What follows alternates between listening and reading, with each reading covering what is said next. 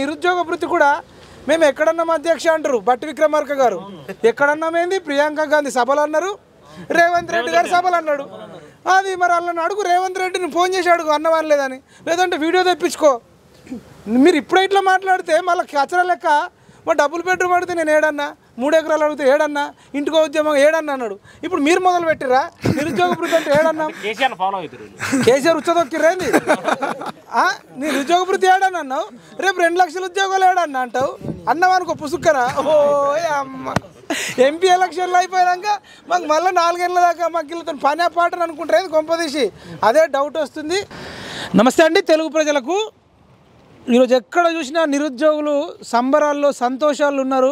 ఒకప్పుడు జీవోత్సవం లాగుండే, వెంటిలేషన్ మీద ఒక పేషెంట్ ఎట్లుంటాడో అట్లా ఉన్నారు. దిక్కు తోచని పరిస్థితి. ప్రతిపక్షాలేమో వచ్చి పరామర్శించాయి, ఏం జరిగింది మీకు ఏం కావాలని ఎవడు రాడు. ఒకవైపేమో టీచర్ అభ్యర్థులను గోషామాల్ స్టేడియంలోకి తీసుకెళ్ళి లాఠీ దెబ్బలు కొట్టి కేసులు పెట్టి వాళ్ళని బెదిరించి బ్లాక్మెయిల్ చేసి వాళ్ళు మళ్ళీ ఉద్యమాలకు రాకుండా చేసి, ఉస్మానియా యూనివర్సిటీలో ఆర్ట్స్ కాలేజ్ ముందు చేస్తే అక్కడ కూడా ఇంటెలిజెన్స్ను టాస్క్ ఫోర్సులను పెట్టి పోలీసుల చేత వాళ్ళ బంధువులకు వాళ్ళకి ఎవరైతే చదివిపిస్తున్నారో వాళ్ళకు ఫోన్ చేసి మంచిగా చదువుకోమను, ఎందుకయ్యా మందికి ముందు వచ్చి మాట్లాడుతున్నారని అట్లా ఉద్యమాలు చేసిన వాళ్ళని డిస్పాచ్ చేశారు. పోలీస్ అభ్యర్థులకు కూడా రిజర్వేషన్ల విషయంలో గందరగోళం, తర్వాత లాంగ్ జంప్ హై విషయంలో ప్రపంచంలో లేనటువంటి లాంగ్ జంపులు హై జంపులు తేవడం, వాళ్ళను కొట్టడం, వాళ్ళను తిట్టడం, అరెస్టులు చేయడం, తర్వాత జీవో 46 లాంటివి తీసుకొచ్చి వాళ్ళు గందరగోళంగా ఉండేది. తర్వాత గ్రూప్ 1 ప్రబలిక చనిపోయిన తర్వాత గ్రూప్ 1 యాస్పిరెంట్లు ఒక నిరాశ నిస్పృహలోకి వెళ్ళిపోయారు.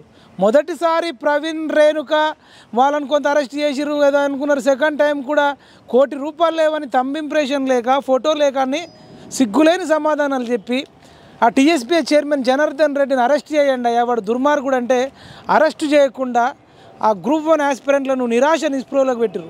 గ్రూప్ 2 కూడా ఎటువంటి సమయం సందర్భం లేకుండా ఎగ్జామ్స్ పెడుతుంటే వాళ్ళు రాత్రికి రాత్రి మరి టీఎస్పీఎస్ దగ్గరికి వెళ్ళి ధర్నాలు చేసి వాళ్ళు పోస్ట్ పోన్ చేసుకోవడానికి ఉద్యమం చేయాల్సి వచ్చింది. అట్లా గ్రూప్ 3 గ్రూప్ 4 విద్య ఇంజనీరింగ్ జాబులు మరి నర్సు జాబులు ఏది ఉన్నా అందరు నిరుద్యోగులు నిరాశ నిస్పృహలు ఉండే.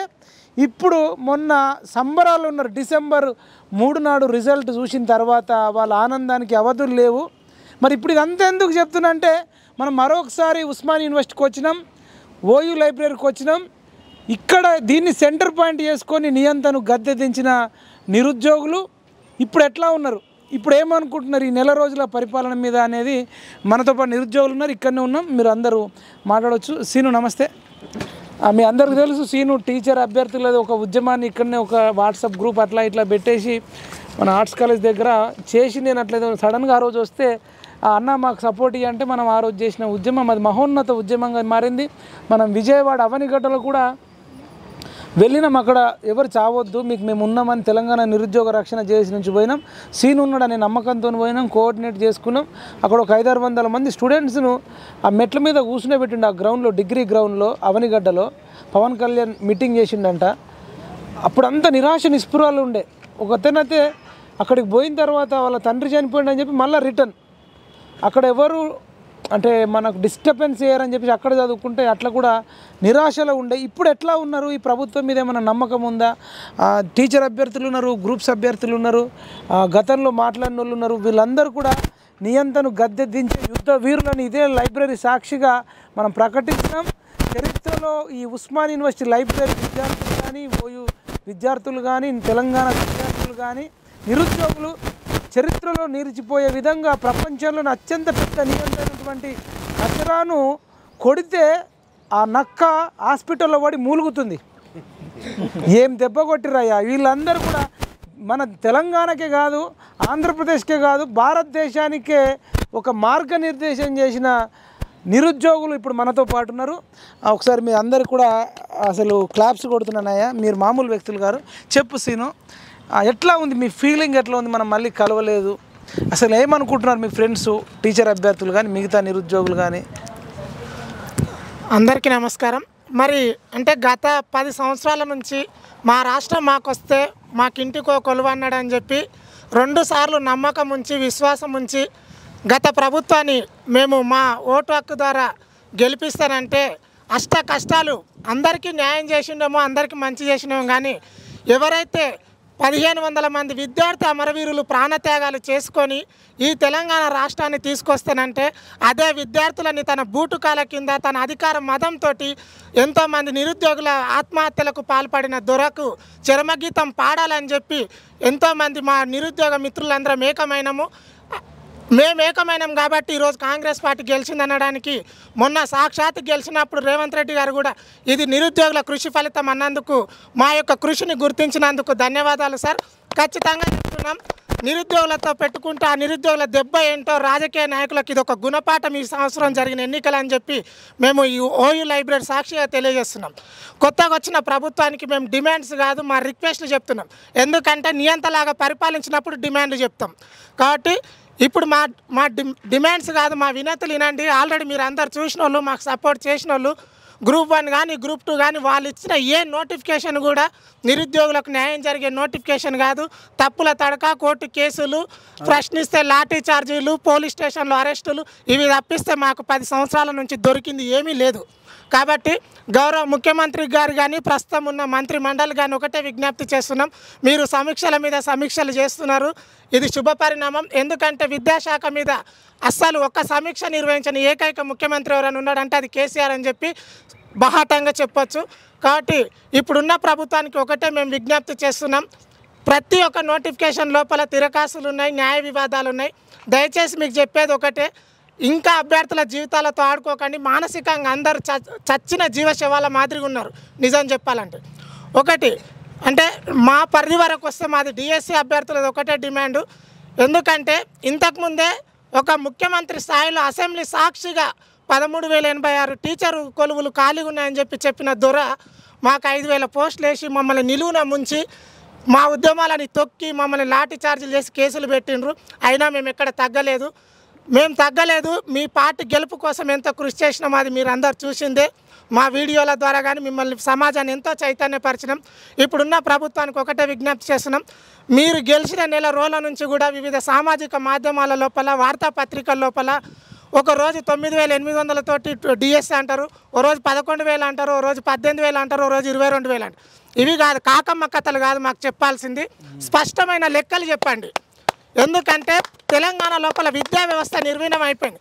ప్రాథమిక పాఠశాల నుంచి బోధించే ఉపాధ్యాయులే కరువైనప్పుడు ఇంకా విద్యా వ్యవస్థ ఎక్కడ బాగుపడుతుంది అని చెప్పి నేను ప్రశ్నిస్తున్నా. ఒకటి, మొన్న గౌరవ ముఖ్యమంత్రి గారు పల్లెలేని బడి ఉండొద్దని చెప్పినారు. ఆ నిర్ణయానికి మా నిరుద్యోగ డిఎస్సి అభ్యర్థులు మొత్తం మీకు శతకోటి వందనాలు తెలియజేస్తున్నాం. ఎందుకంటే నిజానికి పేద విద్యార్థులకు గత ప్రభుత్వం 5,000 ప్రభుత్వ ప్రాథమిక పాఠశాలలని మూసివేయడం వల్ల ఎంతోమంది ఆపసోపాలు పడుకుంటూ ప్రైవేట్ స్కూళ్ళలో చదివిస్తున్నారు తమ పిల్లల్ని. మీరు ఆ నిర్ణయం తీసుకోవడం ఎంతో హర్షించదగ్గింది. మిమ్మల్ని అభినందిస్తున్నాం. మీకు ఖచ్చితంగా ఈ తెలంగాణ సమాజం ఆ పని చేస్తే ఖచ్చితంగా రుణపడి ఉంటుందని చెప్తున్నాం. ఒకటే మాది టీచర్ల ప్రమోషన్లు, ట్రాన్స్ఫర్లకు ఆల్రెడీ జాబ్ ఉన్న గురించి ఆలోచిస్తున్నారు మీరు. కానీ 10 ఏళ్ళ నుంచి జాబులు లేకుండా మా అమ్మ నాన్న లక్షలు పెట్టి మేము తినక ఎంతో వ్యయ ప్రయాసాల కోర్చి ప్రిపేర్ అవుతున్నాం సార్. వాళ్ళ గురించి మీరు ఏం చేసుకుంటారో మాకు సంబంధం లేదు. వాళ్ళ డిమాండ్లను మీరు ఎందుకంటే ఇప్పటి వరకు కూడా ఉపాధ్యాయ సంఘాలతోటి మీరు 3-4 సార్లు వాళ్ళతోటి కలిసిండ్రు, వాళ్ళ డిమాండ్లు వింటున్నారు. మరి మేము నిరుద్యోగులం కాబట్టి మాకు ఇంతవరకు మీరు ఎలాంటి అపాయింట్మెంట్ లేదు మాకు మీ దగ్గర కలవడానికి. ఖచ్చితంగా సీఎం గారిని ఒకటే రిక్వెస్ట్ చేస్తున్నాం, నిరుద్యోగులతో ఒక సమావేశాన్ని ఏర్పరచండి. అది గ్రూప్స్ కానీ, పోలీస్ కానిస్టేబుల్ కానీ, డిఎస్సి విడతల వారీగా ఒక సమావేశాన్ని ఏర్పాటు చేయండి. మా సమస్యలు ఏంటో నేరుగా అభ్యర్థుల నుంచి తెలుసుకోండి. ప్రభుత్వ ఏసీ గదుల్లో కూర్చునే అధికారులకు కాదు మా సమస్యలు తెలిసేది, మాకు తెలుస్తుంది. కాబట్టి నిరుద్యోగులతో సమావేశాలు ఏర్పాటు చేయండి. ఖచ్చితంగా మేము ఒకటే చెప్తున్నాము, టీచర్ల ట్రాన్స్ఫర్లు, ప్రమోషన్లతోటి మాకు లింక్ పెట్టకండి.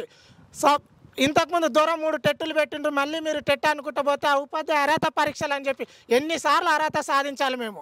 అర్హత లేదే ఈరోజు మా జాబులు మాకు కావాలి, మేము గవర్నమెంట్ స్కూల్లో పాఠాలు చెప్తామని చెప్పి పోరాటాలు చేసి లాఠీ దెబ్బలు తిని కేసులు పెట్టుకున్నామని అడుగుతున్నాను నేను. కాబట్టి ఖచ్చితంగా ఇంతకుముందు అసెంబ్లీ సాక్షిగా అంటే ప్రభుత్వ లెక్కలు ఉన్నాయి కాబట్టి 13,000 పోస్టులు అన్నారు. ముసలోళ్ళని తీసుకొచ్చి 58 ఏళ్ళు ఉన్నోళ్ళని 61 ఏళ్ళకి పెంచి మరి పాఠాలు చెప్పిస్తున్నాడు చేతగాని వాళ్ళతోటి. పాపం వాళ్ళు కూడా చెప్పాలని వాళ్ళకి ఇంట్రెస్ట్ ఏం లేదు. మరి అవి కూడా రేపు మార్చిలో 3 నుంచి 4,000 టీచర్ పోస్టులు రిటైర్మెంట్ అవుతారు. అవి ఒక 16,000 అవుతాయి. మీరు అన్నట్టుగా 5,000 స్కూళ్ళు ఓపెన్ చేస్తే కనీసం దాంట్లో ఒక 50% స్కూళ్ళు ఓపెన్ చేసిన 2-3 వేల పోస్టులు ఉంటాయి. ఈ విధంగా చూసుకుంటే దాదాపు టీచర్ల ప్రమోషన్లు ఇవ్వకుండానే మాకు దాదాపుగా 18 నుంచి 20,000 పోస్టులు వస్తాయి. కాబట్టి అభ్యర్థులు ఇప్పటికే చాలా మానసిక ఆందోళనలు ఉన్నారు. కుటుంబ పరిస్థితులు సహకరించడం లేదు. మాకు నెల 5 నుంచి 6,000 7,000 రూపాయలు మేము బయట పెట్టి చదువుకోవాలంటే కాదు, 5 ఏళ్ళు నష్టపోయినాం. ఇప్పటికైనా మెగా డిఎస్సి మీద మీరు మీ ఎన్నికల మేనిఫెస్టో లోపలనే ఆ పాయింట్ని మెన్షన్ చేశారు, ఎన్నో మీటింగ్ లోపల చెప్పారు. కాబట్టి ఖచ్చితంగా మెగా డిఎస్ అంశానికి కట్టుబడి ఉండండి. 9,000 10,000 11,000 మెగా డిఎస్సి కాదు. ఖచ్చితంగా మాకు 18 నుంచి 20,000 మీరు వాళ్ళ ప్రమోషన్లు కాకుండా ఉన్నాయి. ఖచ్చితంగా ప్రాథమిక పాఠశాలలు కానీ ఉన్నత పాఠశాలలు కానీ నాణ్యమైన విద్య దొరకాల విద్యార్థుల కంటే ఖచ్చితంగా టీచర్ పోస్టులను భర్తీ చేయాల్సిన ఆవశ్యకత ఉంది. ఇంకోటి స్కూల్ అసిస్టెంట్ పోస్టులు కూడా చాలామంది అభ్యర్థులు బీఈడీలు చేసి చాలా ఇబ్బందులు పడుతున్నారు. ఈ డిఎడ్ అభ్యర్థుల కంటే బీఈడీ అభ్యర్థులు చాలామంది కుటుంబ సమస్యలతో బాధపడే వాళ్ళు ఉంటారు, పెళ్ళిళ్ళు అయిన వాళ్ళు ఉంటారు. వాళ్ళందరినీ దృష్టిలో పెట్టుకొని టీచర్లకు ఇచ్చే 70% ప్రమోషన్లని ఆ శాతాన్ని కొద్దిగా తగ్గించండి. ఖచ్చితంగా గత ప్రభుత్వం ఇంగ్లీష్ మీడియానికి సమాంతరంగా తెలుగు మీడియం నడిపిస్తుంది ప్రభుత్వ జడ్పీహెచ్ఎస్ పాఠశాల లోపల. అక్కడ ఒక ఉపాధ్యాయుడు 10 తరగతులు చెప్పడం అనేది అది అసాధ్యము. కాబట్టి ఎక్కడైతే ఉన్నతంగా స్ట్రెంత్ ఉంటుందో 250 నుంచి 300 మంది స్ట్రెంత్ ఉన్నతోటి 2 మీడియాలు ఎక్కడైతే సమాంతరంగా నడుస్తే అక్కడ ప్రతి సబ్జెక్టుకు డబల్ ఫ్యాకల్టీని ఏర్పాటు చేసినట్టయితేనంటే గవర్నమెంట్ స్కూళ్ళలో ఉన్నత పాఠశాల లోపల కూడా నాణ్యమైన విద్య అందుతుంది. ఒక పాఠశాలలే కాదు, యూనివర్సిటీల్లో కానీ జూనియర్ కాలేజీలో కానీ డిగ్రీ కాలేజీలో కానీ ఎక్కడిదక్కడ విద్యా వ్యవస్థ కుంటు పడిపోయింది. కాబట్టి ఖచ్చితంగా వీటన్నిటి మీద చర్యలు తీసుకోండి. ఇవన్నీ మీ దృష్టికి తీసుకొస్తున్నాం. ఖచ్చితంగా నిరుద్యోగులతో సమావేశం ఏర్పాటు చేస్తేనే అసలైన లోపాలు ఎక్కడున్నాయో మీకు తెలుస్తుంది. అలాగే గత ప్రభుత్వం ఇచ్చిన డిఎస్సి నోటిఫికేషన్ లోపల అనేక రకాలైన తప్పిదాలు కొక్కొల్లాలు ఉన్నాయి.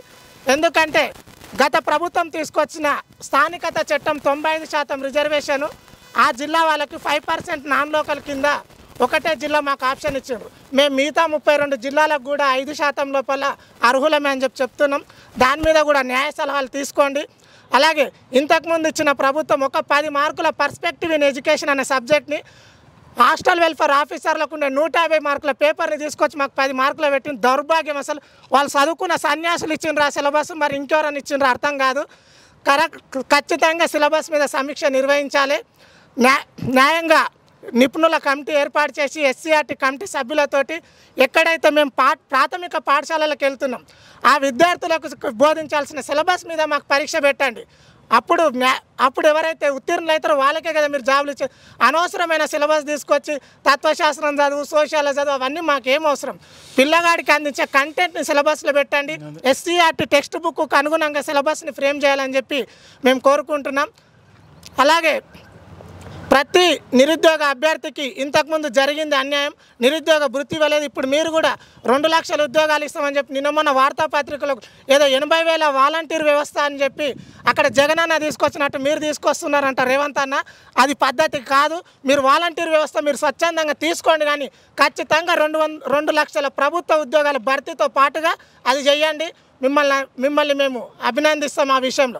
ఎందుకంటే మీరు ఆ 80 లక్షల వాలంటీర్లను తీసుకొచ్చి ఇవి కలుపుకొని మొత్తం 2 లక్షల ఉద్యోగాలు భర్తీ చేసినామంటే ఇది మాకు న్యాయం చేసినట్టు కాదు. ఖచ్చితంగా అంటే అనలేదు, కానీ ఒకవేళ చెప్పొచ్చు. ఎందుకంటే ఆంధ్రప్రదేశ్ రాష్ట్రం లోపల 2 లక్షల ఉద్యోగాలు ప్రభుత్వ ఉద్యోగులు అన్నట్టేనా? కాదు, ప్రభుత్వాన్ని దూతలు ప్రభుత్వ ఉద్యోగులు అన్నారు. కాబట్టి వాలంటీర్ వ్యవస్థతో సంబంధం లేకుండా ఖచ్చితంగా మాకు 2 లక్షల ఉద్యోగాలు భర్తీ చేయాలి. ఎందుకంటే ఆ వాలంటీర్ వ్యవస్థ ద్వారా అది 5,000 10,000 జీతం వచ్చే ఉద్యోగాలు అన్నవి. కాబట్టి అయినా గదానికి ఎందుకు అనవసరంగా ఖర్చు, ఎవరైనా ఇంటికి పోయి తెచ్చుకుంటారు గ్రామ పంచాయతీకి, అంతే కదా. అంటే అది కాకపోతే ఎమ్మెల్యేల దూరి ఆడు మనోడు కాదు మందోడు కాదు వందొక్కుర్రి గీ కథలు పడకుండా చూసుకుంటే చాలు. సర్పంచులు ఉప సర్పంచులు వీళ్ళు చేసేటి వాళ్ళు కంట్రోల్ చేయాలి కదా.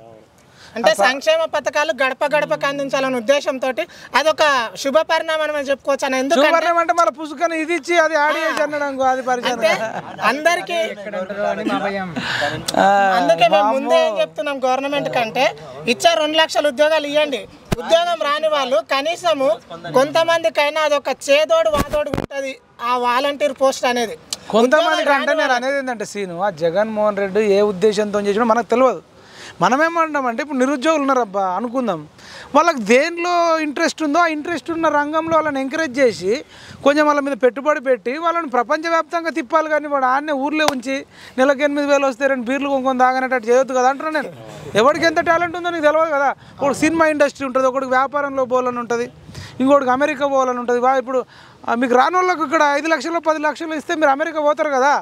ఈవెన్ మనకు ఫ్రీ కూడా వద్దు, ఒక 50 పైసలకు ఇంట్రెస్ట్ తీసుకో, వాడు అక్కడ సంపాదించి నీ అప్పు కూడా తీర్చేస్తాడు. మళ్ళీ ఇంకొక రొటేషన్ ఇవ్వచ్చు. ఎవరన్నా కర్మగాళ్ళు రిటర్న్ వస్తే వాళ్ళకి మాఫీ చేయి, అంతే కదా.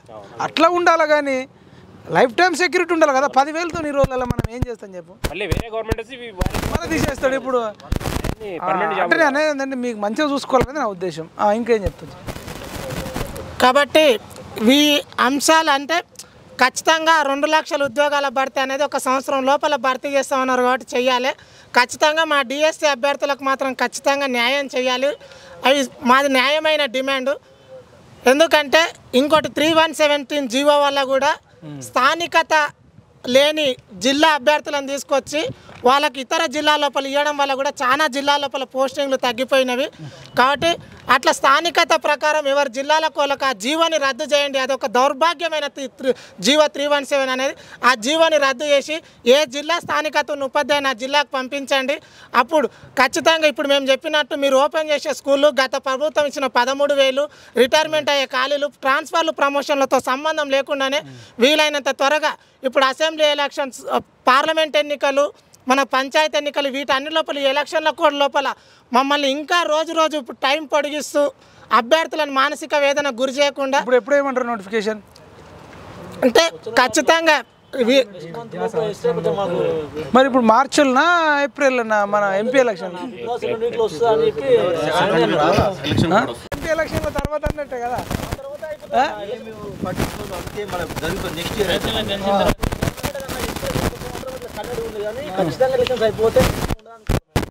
మరి ఏం చేద్దామంటారు?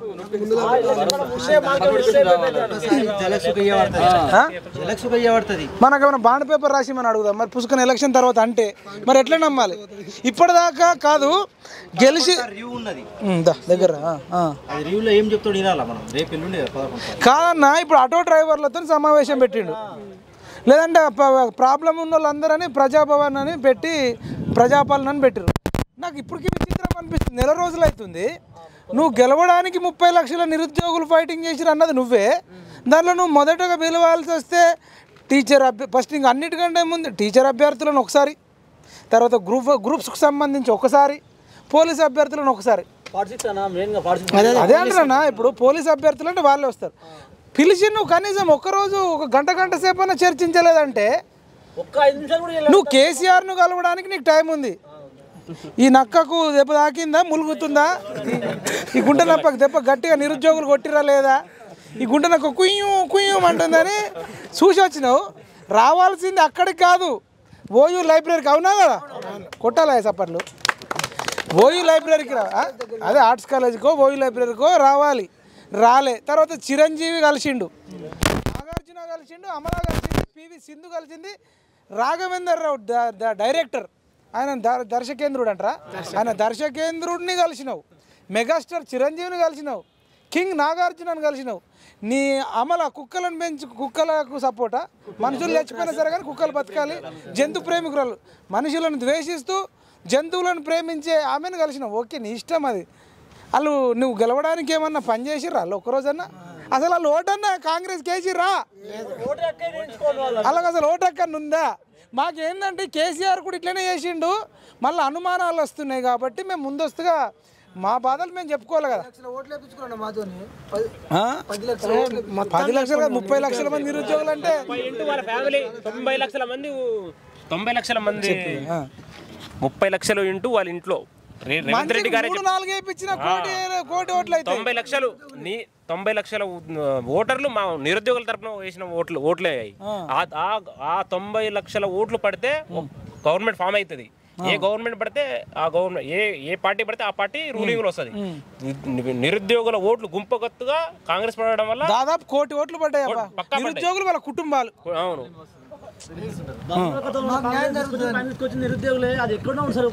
ఓన్లీ హైదరాబాద్ లో నిరుద్యోగులు అంటే ఎంప్లాయ్ అందరూ ప్రైవేట్ సెక్టార్ లో ప్రిపేర్ అయ్యేటోళ్ళు మాత్రమే ఇక్కడ హైదరాబాద్ లో ఉన్న వాళ్ళంతా టీఆర్ఎస్ కేసీఆర్. రూరల్ లో ప్రిపేర్ అయ్యే అందరూ గ్రామీణ ప్రాంతాల నుంచి వచ్చేవారే. నిరుద్యోగులందరూ గ్రామీణ ప్రాంతం నుంచి వచ్చేవారే. వీళ్ళు వేసిన ఓట్లు గ్రామీణ ప్రాంతంలో ఉన్న అసెంబ్లీ కాన్స్టిట్యున్సీలోనే గెలిచినాయి. ఇక్కడ అర్బన్ ఏరియాలో గెలవలేదు. ఇది రేవంత్ రెడ్డికి తెలవాలి. రేవంత్ రెడ్డికి కానీ క్యాబినెట్ లో మినిస్టర్లు అనుభవిస్తున్న వాళ్ళు కానీ తెలుసు, కానీ దీన్ని నిర్లక్ష్యం వహిస్తారు.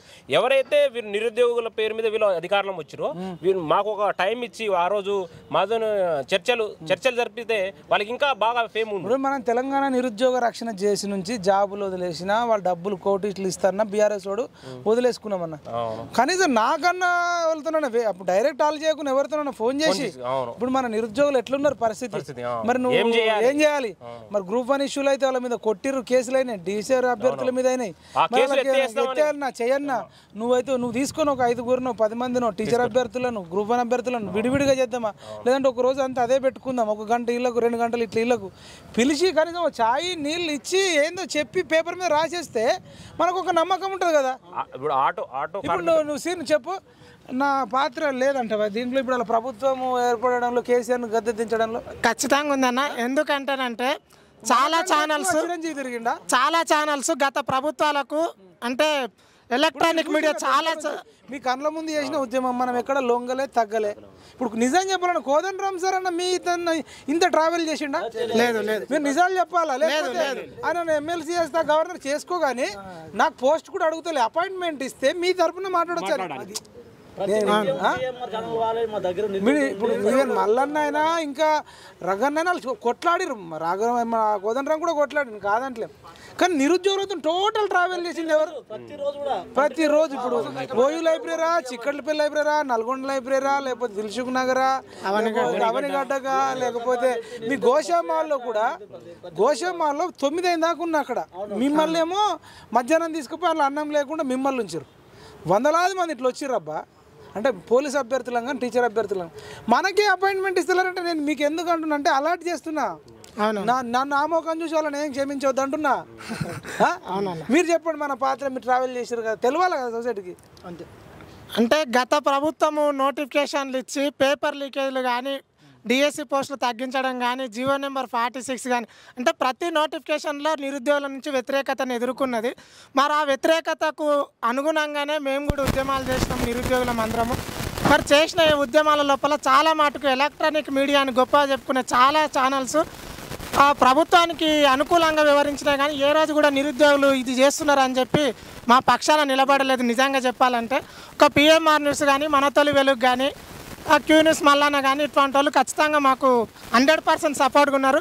ఎస్పెషల్గా చెప్పాలంటే మేము ఫోన్ చేసినా చెయ్యకున్నా పలానా చోట నిరుద్యోగుల ఒక ఉద్యమం నడుస్తుంది, వాళ్ళ పోరాటం నడుస్తుంది అంటే ఖచ్చితంగా మీరు మా వెన్నంటున్నారు. ఖచ్చితంగా అంటే ఒక నిరుద్యోగుల తరఫున ఈరోజు ఒక రోజు చేయలే కానీ నీకు ఇప్పటిదాకా కూడా భోజనం చేయలేదు. టీచర్ అభ్యర్థులతో మీరు ఫస్ట్ మీటింగ్ పెడితే ఆ వీడియో నీది ఎంత వైరల్ అయింది సీనుది. ఆ బిట్ కట్ చేసుకొని మీరు 2000 పెన్షన్కి ఆశపడుతురు కానీ మీ కన్న కొడుకుని వాడు పెద్ద కొడుకు అని వేస్తారు కానీ మీ కన్న కొడుకు చచ్చిపోతుండ అనేది ఆయన 1 కోటి మంది చూసారు. మన ఫుల్ ఇంటర్వ్యూ కొన్ని లక్షల మంది చూసారు. అంటే ఇట్లా రగిలించినాం అన్నట్టు ఒక్కొక్కళ్ళు తుప్పు పట్టిన మెదలను కూడా దులిపినాం ఇట్లా. అసలు ఆశామాష మనం ఇక్కడనే ఉండి తొడగొట్టిన 100 మందిని పంపు ఒకేసారి కాదు, ఒకటి ఎక్కువనే చేసుకున్నాం. జనార్దన్ రెడ్డి మీద చెప్పులే పెట్టినాం, బూట్లే పెట్టినాం అన్నాం కదా. ఎంత అసలు ఒక యుద్ధం, కురుక్షేత్ర యుద్ధం ఎట్లా అసలు పాకిస్తాన్ వాడికి ఇండియా వాడికి ఎట్లా యుద్ధం జరుగుతుంది క్రికెట్ మ్యాచ్ లేదంటే అక్కడ కావచ్చు అట్లా జరిగిందా? జరిగింది. అదే మనం ఏమన్నా నిరుద్యోగులకు వర్సెస్ నియంతకు మధ్య జరుగుతున్న యుద్ధం ప్రకటించినాం. సోమాజు కూడా ప్రెస్ క్లబ్ లో కూడా లాస్ట్ పెట్టినాం. ఇది ఎందుకు మనం గుర్తు చేసుకోవాల్సి వస్తుంది అంటే, లేకపోతే ప్రతి ఒక్కడు ఏమంటాడంటే నా వల్లనే బీఆర్ఎస్ ఓడిపోయిందని, నా వల్లనే కాంగ్రెస్ గెలిచిందని చెప్పుకునే వాళ్ళ సంఖ్య ఎక్కువైంది. ఇప్పుడు నిరుద్యోగులు వాళ్ళ పెన్నులు పుస్తకాలు పడేసి నాట్ ఓన్లీ డైరెక్ట్ వెళ్ళడం కాదు, ఫోన్లు చేసి మరీ చెప్పారు, స్టేటస్లు పెట్టుకున్నారు, డీపీ పెట్టుకున్నారు, షేర్లు చేసిర్రు, లైక్ చేసిర్రు. అవునా? వీళ్ళందరి పాత్ర ఉంది. నిరుద్యోగులపై నియంతపై నిరుద్యోగుల విజయంగా మేము భావిస్తున్నాం. కాబట్టి మీరేదో జిహెచ్ఎంసీలో 150 సీట్లలో పోటీ చేసిరా కాంగ్రెస్ వాళ్ళు, 2 సీట్లు వచ్చినాయి. తర్వాత ఒక బీజేపీ చనిపోతే మళ్ళా గెలిచిన అధికారం ఫస్ట్ 150 సీట్లలో 2 వచ్చినాయి. అంటే కాంగ్రెస్ ఆల్రెడీ వెంటిలేషన్ మీద ఉంది. మనం నిరుద్యోగులు ఏం చేశారంటే, బాహుబలి సినిమాలో రమ్యకృష్ణని చంపడానికి వాని కొడుకు రానా బయలుదేరితే ఈమె ఉరుక్కుంటూ పరిగెత్తుకుంటూ ఆ నదిలో పడి కొట్టుకపోతూ లాస్ట్కు మునిగిపోతూ అమరేంద్ర బాహుబలి లేపుతుంది. ఇక్కడ రమ్యకృష్ణ పాత్ర వహించింది నిరుద్యోగులు అంటున్నా. ఈ అమరేంద్ర బాహుబలి అనేటోడు ఎవడు? రేవంత్ రెడ్డి, కాంగ్రెస్ చేతు. అవునా కదా? అట్లా మేము మా ఈ త్యాగాలు మీ భోగాలు. మేము ఏమంటున్నామంటే, నిరుద్యోగ వృత్తి కూడా మేము ఎక్కడన్నాం అధ్యక్ష అంటారు బట్టి విక్రమార్క గారు, ఎక్కడన్నామేంది ప్రియాంక గాంధీ సభలు అన్నారు, రేవంత్ రెడ్డి గారు సభలు అన్నాడు.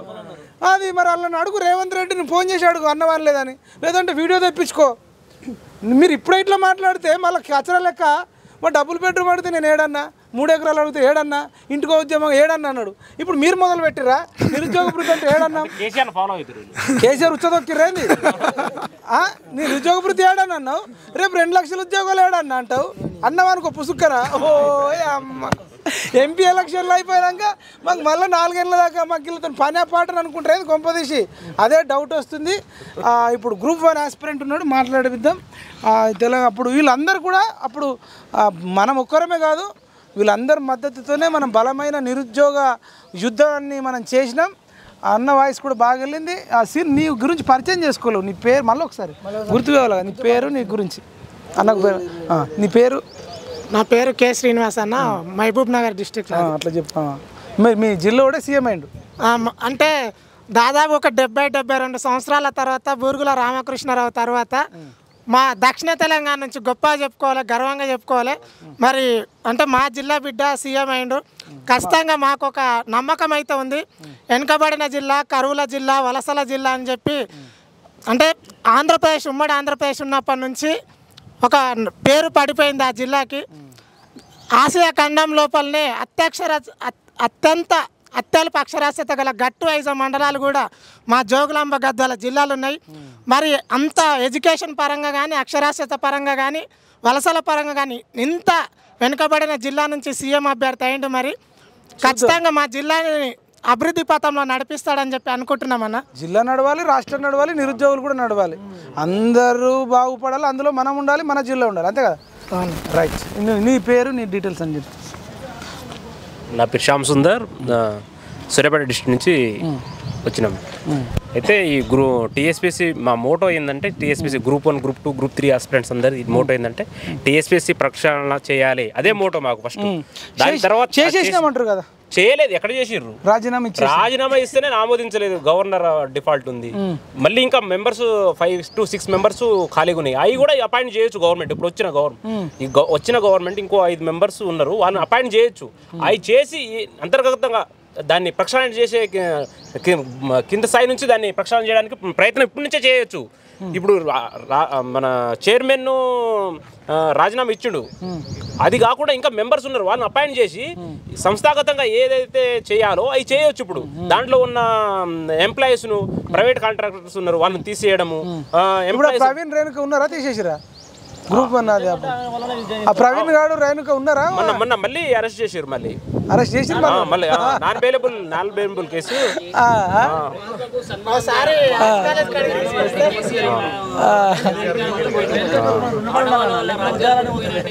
అంటే రేణుక ఈవెన్ ఆయన కూతురు కవిత వల్ల కూడా అంటే లిక్కర్ స్కామ్లు ఇరుక్కొని బీజేపీ, బీఆర్ఎస్ ఒకటి అరెస్ట్ చేస్తలేరు అనేది కూడా బాగా ఎస్టాబ్లిష్ అయ్యి బీజేపీ సైడ్ అయిపోయింది. ఇక మనందరం మీరందరూ కాంగ్రెస్ వైపు పోయారు, లేకపోతే కొంచెం ఓట్లు చీలిపోవు కదా. సరే ఈ ఆడోళ్ళతో పెట్టుకుంటే జాగ్రత్త. కేసీఆర్కు బాగా తెలుసు. అవును రైట్. అయితే ఇప్పుడు టీఎస్పీఎస్సీని ప్రక్షాళన చేయాలి. మళ్ళీ 14 పేపర్లు లీక్ అయిన దాంట్లో సిట్ వేసిరు. అది సిట్టు వాళ్ళు టీఆర్ఎస్ సిట్టు వాళ్ళకు అనుకూలంగా రిపోర్ట్ తెచ్చుకో. వీళ్ళు కొత్త గవర్నమెంట్ సిట్టు ఇంకేయలేదా, కొత్త సిట్ అపాయింట్మెంట్ చేసి దానిపై ఏమేమి అవకతవకలు జరిగినాయి, ఆ పేపర్ల లీకేజ్ ఎవరెవరు హస్తే ముందు ఏ టీఆర్ఎస్ వాళ్ళ పాత్ర ఉన్నదా లేదా అనేది పకడ్బందీగా ఎన్ని రోజులలో సిట్టు దర్యాప్తుకు ఆదేశించవచ్చు? ఈ రోజే ఇప్పుడు మనం చెప్తే ఈ రోజే వారం రోజుల్లోనే కంప్లీట్ చేయొచ్చు. మరి గవర్నమెంట్ తెలుసుకుంటే సిట్ నెల రోజులు అవుతుంది. అవును. గవర్నర్ ఏమో రాజీనామా ఆమోదించదు. అవును. వీళ్ళేమో సిట్ అయ్యారు. అవును. మరి దొంగ ఎవరు? వీళ్ళు నువ్వు దొంగ అంటే నేను దొంగ అన్నట్టు ఉన్నది వ్యవస్థ. ఎట్లంటే వీళ్ళేమో గవర్నమెంట్ ఎట్లా ఉన్నదంటే గవర్నర్ మీద నెట్టేయడము. గవర్నర్ ఏమంటుందంటే దీంట్లో ఎవరు ఏ టీఎస్పీసీలో జరిగిన అక్రమాలపై ఎవరు దోషులు ఎవరు తెలిసిన తర్వాత వీళ్ళను నేను రాజీనామా ఆమోదిస్తానని ఆమె చెప్పడము. వీళ్ళు ఒకరి మీద ఒకరు ఆరోపణలు జరుగుతున్నాయి. గవర్నర్కి ఏం చెప్తారు? గవర్నర్కి ఏం చేస్తే మీరు తొందరగా మీరు ఒక కమిషన్ వేస్తారా, ఒక సిట్ వేస్తారా, వేసి 14 పేపర్. గవర్నర్కు సిట్ వేసే అధికారం ఉంటుందా?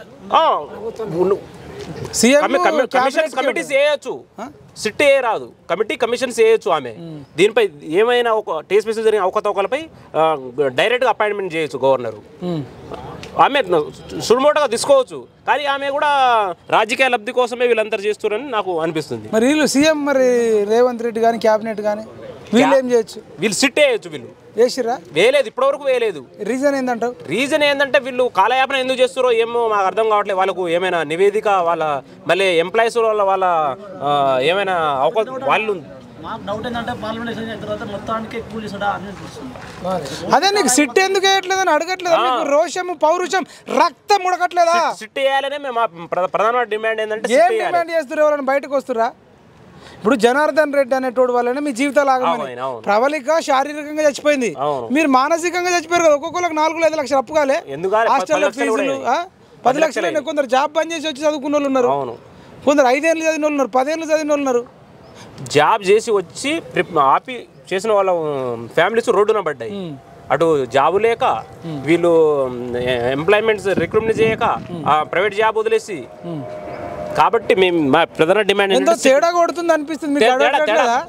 పక్క అనిపిస్తుంది. నేను అనేది ఈ పార్టీ ఆ పార్టీ కదా. మేమేమంటున్నాం అంటే మీ క్యాలెండర్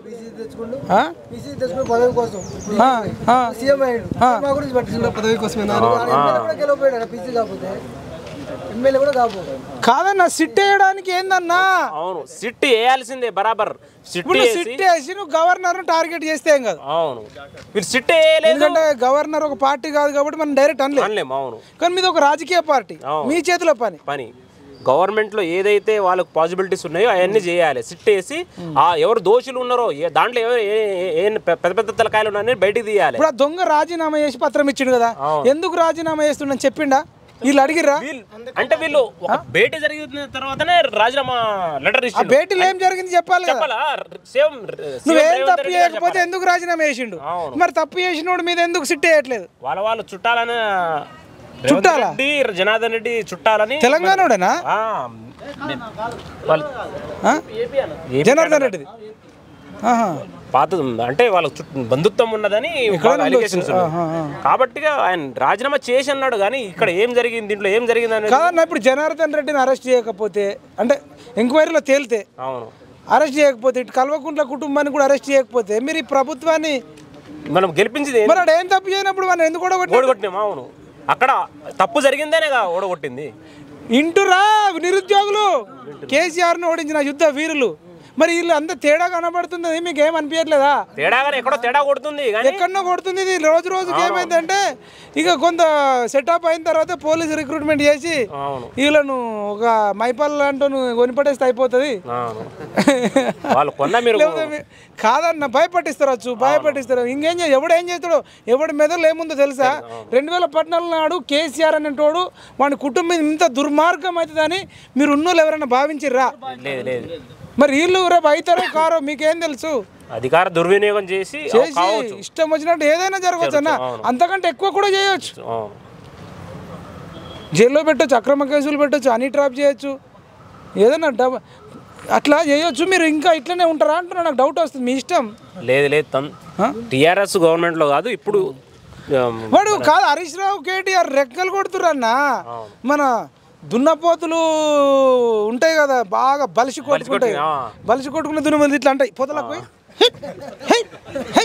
ఇట్లా పొదలకు పోయి పుట్టని చెట్టును ఇట్లా అంటుంటాయి అన్నట్టు బాగా బలిసి మదమెక్కి వాడు ఓడిపోయిన ఫీలింగ్ అసెంబ్లీలో ఇంకా భారీ డైలాగులు.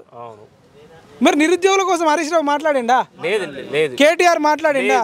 వాడు ఎంపీ ఎలక్షన్లోకి వస్తే క్షమిస్తారా? కాదన్నా, వాడు అంత భారీ డైలాగులు కొడితే వాళ్ళ మీద దర్యాప్తులు లేవు, మన్ను లేవు, మచానం లేవు. వాడు మళ్ళీ అట్లనే ఇప్పుడు బాగా దొంగ బర్రెను ఇడిసా పెడితే ఏం చేస్తుంది? అది మళ్ళీ పోయి పొదల మేదు పచ్చటి చేనులలో గడ్డి మేస్తే ఏం కాదు, కానీ పచ్చటి పొలాన్ని, పచ్చటి పత్తిని, పచ్చటి జొన్నని మీద ఇవి ఇట్లనే తిరుగుతున్నాయి అంటున్నా. అవునా కదా? వీటిని బాగా కట్టేసి గొలుసులతో కట్టి అప్పుడప్పుడు ఇంత పచ్చిగడ్డ ఇంత తౌడు పెట్టినట్టు పెట్టాలంటే జైలు వేయాలి. ఇప్పుడు గొలుసు అంటే జైలు రావాలా కదా. ఇప్పుడు మీరు ఇట్లనే ఉండి నేను మళ్ళీ టైం వేస్ట్ అవుతుంది, 2 మార్కులు తక్కువ వస్తాయి అంటే 2 మార్కులు కాదు, వాళ్ళు అసలుకే మోసం చేస్తారన్నా అంటే నాకు డౌట్ వస్తుంది. ఓటు ఫోన్ లేపుతాడు ఇప్పుడు. మరి మీకు చెప్తున్న విషయం సార్ డైరెక్ట్ అడిగితే ఒకటే మాట, మేము మెగా డిఎస్ కోసం అని దాదాపు 5-6 ఏళ్ళ నుంచి అవుతున్నాం. ఇప్పుడు హైదరాబాద్ నుంచి వచ్చి ఊరు నుంచి వచ్చి ఆ తర్వాత మీకు అధికారం లేనప్పుడు ఖచ్చితంగా అన్నారు మేము అధికారంలోకి వస్తే మీకు ఉద్యోగాలు వేస్తాము, మెగా డిఎస్ ఉంటుంది, ఖచ్చితంగా మాకు హామీ ఇచ్చిండు. మేము హామీతో ఏం చేసినాం అంటే కొంత టైం పక్కకి పెట్టి ఊర్లో పోయి ప్రచారం చేసి ఇల్లు తిరిగి కాంగ్రెస్ ఎక్కడో ఉన్న కాంగ్రెస్ని పైన తీసుకొచ్చినాం. ఈరోజు మీరు అధికారంలోకి వచ్చారు. వచ్చిన తర్వాత 30 రోజుల తర్వాత కూడా మనం కనీసం పలకరించలేరు. చిన్న సమీక్ష కూడా లేదు, విద్యావేత్తల సమీక్ష లేదు, డిఎస్ అసలు వేయాలన్న ఆలోచన కూడా లేదు. ఏదో గవర్నర్ ప్రసంగంలో పెట్టారు 6 నెలల్లో వేస్తా అని. ఇప్పుడు ఏమంటారు మళ్ళీ టెట్ అంటాడు, ప్రమోషన్స్ అంటాడు, అది లేదు ఇది లేదు అంటారు. గవర్నమెంట్ చేయాలనుకుంటే ఒక న్యాయ నిపుణులు పెట్టుకొని అసలు ఏం చేసే కాదు, ఫటాఫట్ చేయొచ్చు. కానీ మీరు అనవసరంగా కాలయాపన చేసి ఇప్పటికే మా సమయం అనేది చాలా వృధా అయిపోయింది. ఇంకా మాకు ఓపిక లేదు, ఓపిక లేదు. కాబట్టి మీరు మాకేమనిపిస్తుంది, ఇన్ని రోజులు కూడా మమ్మల్ని అతలో ఇట్లా చెప్పారు, మీరు కూడా అట్లే చెప్పి కాలయాపన చేస్తూ అనిపిస్తుంది. రాబోయే ఎలక్షన్లో ఖచ్చితంగా పార్లమెంట్ ఎలక్షన్స్ ఉన్నాయి, స్థానిక ఎలక్షన్స్ ఉన్నాయి. ఈ విధంగా మమ్మల్ని ఇట్లనే కాలయాపన చేస్తే మాత్రం ఖచ్చితంగా మేము కూడా మళ్ళీ తిరగబాల్సి వస్తుంది. కాబట్టి గవర్నమెంట్ ఏంటంటే వీళ్ళని తొందరగా అసలు నిరుద్యోగులకు ఏం కావాలి, first of all they have to meet కదా. ఖచ్చితంగా సమీక్ష ఒక 5 మందినో 10 మందినో పిలుచుకొని తెలుస్తుంది కదా. నువ్వు అప్పుడేమన్నా నీ నిజాయితీ తెలుస్తుంది. ఒక ఛాయ్ లేదు, నీళ్ళు లేదు, కనీసం థ్యాంక్స్ కూడా లేదు. ఖచ్చితంగా మెగా డిఎస్ వేయాలి. కాదు జనం ఎప్పుడన్నా బుక్కడ అన్నం పెడితే థ్యాంక్స్ చెప్తాం, ఒకసారి అన్నం పెడితేనే. అట్లాంటి సీఎం జాబ్ ఇచ్చిర్రయ్యా, వాళ్ళకి మంత్రులను ఇచ్చిర్రు, వాళ్ళు ఎమ్మెల్యేలకు కూడా ఓడిపోతుండే. అసలు ఎమ్మెల్యే క్యాండిడేట్ తెలుగులో కూడా ఎమ్మెల్యే అయ్యారు. అమెరికా నుంచి వచ్చి యశస్విన్ రెడ్డి నెల రోజులలో ఎమ్మెల్యే అయింది అంటే అది ఎవరి పుణ్యం? నిరుద్యోగుల పాత్ర లేదా? మోడన పట్టించుకుంటున్నా మరి. కానిస్టేబుల్ అభ్యర్థులు ఉన్నారు, 46 అభ్యర్థులు ఉన్నారు అన్న. 46 అభ్యర్థులు చాలా ఘోరం అన్న. 46 అభ్యర్థులు కానిస్టేబుల్ ఎంత ఘోరం అంటే హైదరాబాద్లో 85 మార్కులకు వచ్చింది, వనపర్తిలో 128 మార్కులు అన్న. ఒక కాంపిటేటివ్ ఎగ్జామ్లో 45 మార్కులు డిఫరెంట్తో ఒక ఉద్యోగం ఉంటుంది. కాంపిటేటివ్ ఎగ్జామ్ అంటే 1 మార్కు 2 మార్కులు, మహా అంటే 2-3 మార్కులు. కానీ ఒకసారి 40-50 మార్కులు ఏందన్న, 85 మార్కులకు హైదరాబాద్లో ఉద్యోగం వస్తే దుర్మార్గుడు ఓటేస్తే చర్చలు జరపట్లేదు. రేవంత్ రెడ్డి ఖచ్చితంగా ఎలక్షన్ కన్నా ముందు మాతో సోమాజిగూడలో ప్రెస్ మీట్ పెట్టిండు, తర్వాత ఇంద్రపార్క్ కాడ సభ పెట్టిండు. మీరు గెలిపియండి, గెలిపించిన మరుక్షణమే మీకు వేస్తా అన్నాడు. మేము గెలిపించి 4 రోజులు అవుతుంది, కనీసం ఒక్క సమీక్ష లేదు. అసలు ఏమైంది? 60 రోజులు మా కోసం పని చేయండి, మేము మీకోసం పని చేస్తాం, 5 ఏళ్ళు మీకోసం పని చేస్తామన్నారు. మేము ఇల్లు తిరిగి వాళ్ళని ఎంత అంటే 46 వల్ల మేము ఇంత నష్టపోయినాం, 40 మార్కులు ఎక్కువ వచ్చి మాకు ఉద్యోగం రాలేదు అని చెప్పి ఇల్లు తిరిగి మేము మా వనపర్తి ఎమ్మెల్యే అన్న మేఘారెడ్డి ఒక ఎంపీపీ క్యాండిడేట్ కనీసం ఓడగొట్టారు. నిరంజన్ రెడ్డి అంటే ఒక మంత్రి, ఒక మంచి పొలిటికల్ లీడర్, ఆయన మీద 24,000 ఓట్లతో అన్న 12 రోజుల కనీసం అసలు ఆ మనిషికి లాస్ట్ వరకు బీఫార్మ్ లేదు. తెచ్చుకున్న తర్వాత మేము ఎంత కష్టపడి ఎమ్మెల్యే చేసినాము. 40 ఇప్పుడు హైదరాబాద్లో 85 మార్కులు వస్తే నాకు 120 మార్కులు వచ్చినాయి అన్న. 47 మార్కులు ఎక్కువ వచ్చినాయి నాకు, కానీ నాకు ఉద్యోగం లేదు. 85 మార్కులకు ఉద్యోగం వచ్చింది. అసలు ఈ గవర్నమెంట్ ఏం చేస్తుంది? కనీసం ఒక్క నిమిషం విషయం ఏమైంది అంటే ఖచ్చితంగా ఎందుకు ఎంక్వైరీ చేసలేదు, అసలు మాతో ఎందుకు పిలిచలేదు, సమీక్ష ఎందుకు చేసలేదు?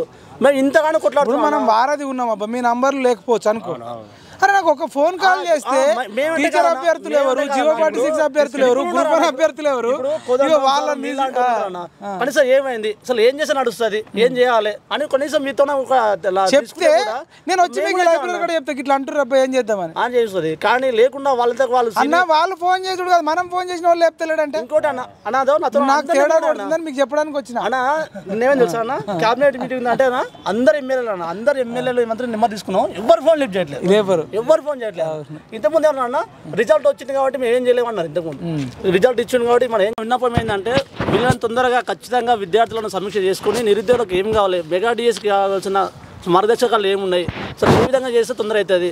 అనవసరంగా ఆ ప్రమోషన్లను అడ్డంగా పెట్టి ఆ టెటోస్ అనేవి పెట్టి మనంగా కాలపైన చేయొద్దు. ఖచ్చితంగా మీరు చేయాలనుకుంటే విత్ ఇన్ 1 వీక్ లోపల కూడా మీరు చేయొచ్చు. మీరు అదే చెప్పారు వచ్చిన ఎమ్మడి ప్రతి మొదటి కార్యవర్గంలోనే మీకు మెగా డిఎస్ ప్రకటిస్తామని చెప్పారు. వచ్చి కూడా 30 రోజులు అయింది. కానీ ఇంతవరకు అసలు మెగా డిఎస్ లేదు, స్కాలర్షిప్ జీవో నెంబర్ 46 గురించి అసలు సమీక్ష లేదు. మొదటగా మేము చేసిందంటే మా వల్ల గెలిచిన మీరే చెప్పారు, మేము చెప్పలేదు. నిరుద్యోగులుగా గెలిచిన అని చెప్పి రేవంత్ సార్ సీఎం గారే చెప్పారు. కాబట్టి మొదటగా మీరు కావాల్సింది ఏంటంటే మా కోసం ఒక రోజు టైం కేటాయించి ఉదయం కొంతమందికి మధ్యాహ్నం కొంత ఇట్లా టైం కేటాయించి అసలు సమస్యలు ఏమున్నాయి ఏం చేస్తే తొందరగా చేయాలి. అదేవిధంగా ముఖ్యంగా చెప్తున్నా సార్, నేను 46 జీవో వల్ల అయితే చాలా అంటే చాలా ఘోరంగా నష్టపోయినాము. 40 మార్కులు నాకన్నా తక్కువ వచ్చిన జాబ్ వచ్చింది, నాకు రాలేదు. నేను దాదాపు సార్ 6 నెలల నుంచి ఊరు విడిచిపెట్టి ఇంటికి వచ్చిన, తిరగని లీడర్ లేడు, తిరిగి అలసిపోయి ఇప్పుడు మార్నింగ్ కూడా క్యూ న్యూస్లో కూడా అదే చెప్పినాం. ఖచ్చితంగా మాకు ఏం చేయాలంటే మీరు న్యాయం చేయొద్దు, ఫ్రీగా నాకు ఉద్యోగం చేయొద్దు, నాకు వచ్చిన మార్కులు వస్తే నిజంగా వస్తే జాబ్ ఇవ్వండి, లేకపోతే చేయొద్దు. 85 మార్కులకు జాబ్ ఇచ్చి 127 మార్కులకు జాబ్ చేయకుంటే అసలు ఏ లాభం? 47 మార్కులు ఎక్కువ వచ్చినా ఏం లాభం వస్తుంది? కాంపిటేటివ్ ఎగ్జామ్ అంటే 1-2 మార్కులు ఉన్నోడికి వస్తుంది. సరే స్థానికత హైదరాబాద్లో ఉంటే 1-2 మార్కులు వస్తాయి, కానీ 40-50 మార్కులు డిఫరెంట్తోనే ఉద్యోగం ఏ విధంగా వస్తుంది? ఎవరో తల తిక్కలేని కూడా జీవోలు తీసుకొచ్చి అసలు ఆ జీవోకు ఒకటి ఇంకోటి పబ్లిక్ డొమైన్ లేదు, వాడేదో మార్చి జోలు పెట్టుకొని జీవో నెంబర్ 46 అని చెప్పి ఒకటి తీసుకొచ్చి దాన్ని ఇంప్లిమెంట్ చేసి పడేసి అసలు మార్కులు వచ్చిన అధిక మార్కులు వచ్చిన వాళ్ళని పక్కకి పెట్టి ఏదో 80 మార్కులు వచ్చిన వాళ్ళకి ఉద్యోగం ఇవ్వడం ఎంత అన్యాయము. ఆ అన్యాయాన్ని కూడా మీరు సీఎం కాకముందు మాకు సపోర్ట్ చేశారు. ఖచ్చితంగా ఇది అది న్యాయబద్ధమైన ఖచ్చితంగా న్యాయం చేస్తాము, వచ్చిన తర్వాత మీకు న్యాయం చేస్తాము మీరు చెప్పారు. కానీ అధికారంలోకి వచ్చిన 30 రోజులు ఉన్న తర్వాత కూడా 30 రోజులు అవుతుంది, కానీ మా కోసం ఒక్క నిమిషం కూడా మీరు టైం కేటాయించలేదు. నిరుద్యోగుల కోసం ఒక్క నిమిషం కూడా టైం కేటాయించలేదు. అదే సినీ ఇండస్ట్రీల కోసం కానీ వేరే వాళ్ళ కోసం టైం కేటాయించారు. కానీ నిరుద్యోగుల వల్ల నేను ఈరోజు ఈ సీట్లోకి వచ్చిన, నిరుద్యోగుల కోసం ఒక నిమిషం ఎందుకు కేటాయించలేకపోతున్నాను అనేది మా చాలా ఆవేదన పొందుతున్నాము, చాలా బాధపడుతున్నాము, మనోవేదన గురవుతున్నాం. ఎందుకంటే మన సీఎం మన పాలన అని చెప్పిండు, కానీ ఈరోజు మన కోసమే టైం ఇస్తలేడు, వేరే వాళ్ళ కోసం టైం ఇస్తున్నాడు అనేది మేము చాలా దుర్మార్గుడు. ఇప్పుడు నీకు అన్యాయం చేసిన దుర్మార్గుడు బాత్రూంలో పడ్డడో లేదో తెలియదు, కానీ అతగాన్ని పరామర్శించడానికి టైం ఉంది. 1-2 గంటలు పోయింది, కానీ అదే దానిలో మాకు ఒక్క హాఫ్ అన్ అవర్ టైం కేటాయిస్తే కూడా మా భాష మీకు మా కోసం మీకు చెప్పగలుగుతాం. ఖచ్చితంగా ఏ విధంగా చేయాలని మీకు చెప్తాం. ఖచ్చితంగా కాకోసం ఈ 1 వీక్లో కానీ పండగ కాడ ముందే మా నిరుద్యోగుల కోసం ఒక సమీక్ష నిర్వహించి అసలు ఏం చేయాలని మీరు చేస్తే బాగుంటుంది. మాకు ఇట్లాంటి పండుగలు అసలు పండుగనే వాతావరణం లేదు, ఎందుకంటే ప్రభుత్వం నిరుద్యోగులకు ప్రభుత్వం మనది కానీ పండుగ అనేది లేదు. అసలు ఇట్లాంటి జీవోలు పనికి మళ్ళీ తీసుకొచ్చి మొత్తం రాష్ట్రాన్ని అల్లా కుల్లాలని చేశారు. అసలు విద్యా వ్యవస్థను నాశనం చేసిందంటే కేసీఆర్. ఆ విషయాన్ని మీకు కూడా తెలుసు, కానీ దాని మీద మీరు సమీక్ష నిర్వహించి పడ్డా పల్లెడా పడితే పడ్డాడు పోతే పోయాడు, దుర్మార్గుడికి పరామర్శించడానికి పోయాడు. దుర్మార్గం సంబంధించిన మీకు నష్టం చేసింది ఎవడు? కేసీఆర్. మరి ఎవరిని పరామర్శించిండు? వాళ్ళు కేసీఆర్. మరి నువ్వు ఇంత ఎడుతున్నా నేను పరామర్శించిండా? అసలు అంటే దొంగలు ఒకటైతురేంది? దొంగలు ఒకటైతే మళ్ళీ మాకు డౌట్ వస్తుంది. ఆర్ఎస్ పైన కుమార్ సార్ కూడా ఉరుకురికి పరామర్శించి వచ్చిండు. ఇక్కడ మేము చచ్చిపోతున్నామయ్యా నిరుద్యోగులు.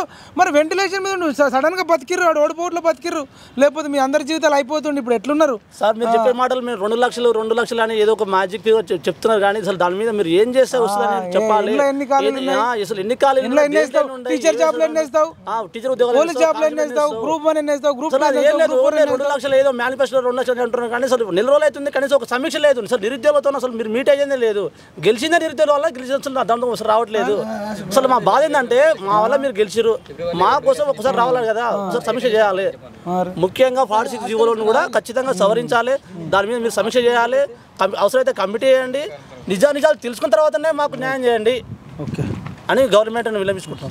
మన వీడియోలు వైరల్ అయినాయి నా చూసిర్రా? పిఎంఆర్టీ ఛానల్ ఏమేమి వీడియోలు ఎక్కువ వైరల్ అయినా చూసారు? అందరు చెప్పాలి. రేవంత్ రెడ్డి వీడియోల కంటే మన వీడియోలు ఎక్కువ వైరల్ అయినాయి.